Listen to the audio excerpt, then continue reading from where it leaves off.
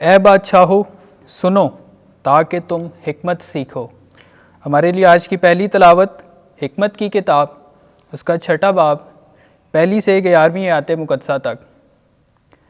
اے بادشاہو سنو اور سمجھو، اور اے زمین کے اطراف کے حاکموں سیکھو۔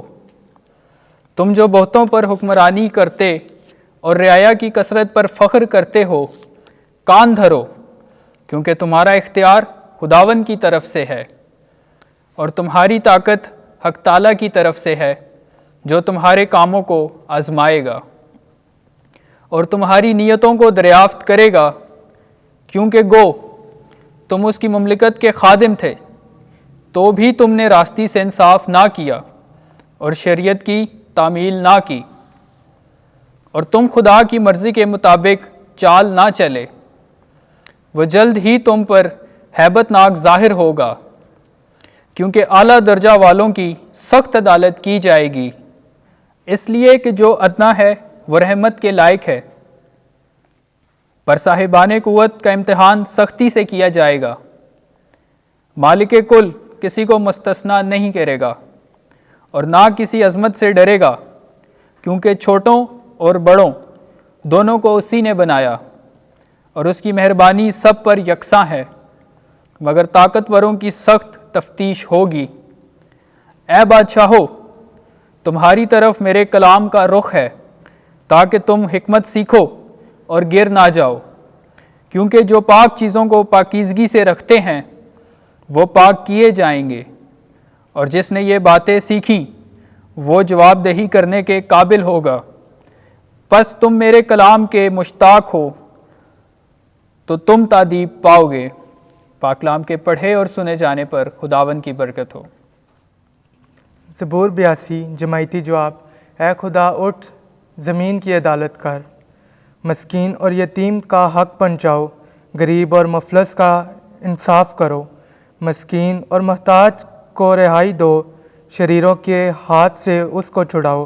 جماعتی جواب۔ اے خدا اٹھ، زمین کی عدالت کر۔ میں نے کہا کہ تم خدا ہو، تم سب حق تعالیٰ کے فرزند ہو، تو بھی تم آدمیوں کی طرح مرو گے اور سرداروں میں سے کسی ایک کی طرح گر جاؤ گے۔ جماعتی جواب۔ اے خدا اٹھ، زمین کی عدالت کر۔ آمین۔ خداوند آپ کے ساتھ ہو۔ انجیل مقدس لوکا کے مطابق اے خداوند تیری تمجید ہو۔ 17واں باب 11ویں سے 19ویں آیت۔ کیا اس پردیسی کے سوا کوئی اور لوٹ کر نہیں آیا کہ خدا کی تمجید کرے؟ ایک دن ایسا ہوا کہ جب یسوع یروشلم کو جاتا تھا تو سامریہ اور جلیل کے بیچ سے ہو کر جا رہا تھا، اور جب وہ ایک گاؤں میں داخل ہونے لگا تو 10 مبروس آدمی اسے ملے۔ وہ کچھ فاصلے پر کھڑے ہو گئے اور آواز بلند کر کے بولے، اے یسوع، اے استاد، ہم پر رحم کر۔ اس نے دیکھ کر ان سے کہا، جاؤ اپنے آپ کو کاہنوں کو دکھاؤ۔ اور ایسا ہوا کہ وہ جاتے جاتے پاک صاف ہو گئے۔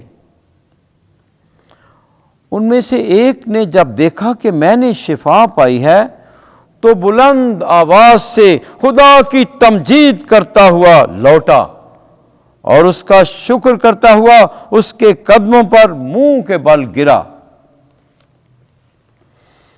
اور وہ سامری تھا۔ یسوع نے خطاب کر کے کہا کہ کیا 10 پاک صاف نہ ہوئے؟ پھر وہ 9 کہاں ہیں؟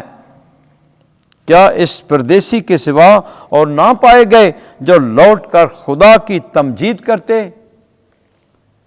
اور اس نے اس سے کہا، اٹھ کر چلا جا، تیرے ایمان نے تجھے بچایا ہے۔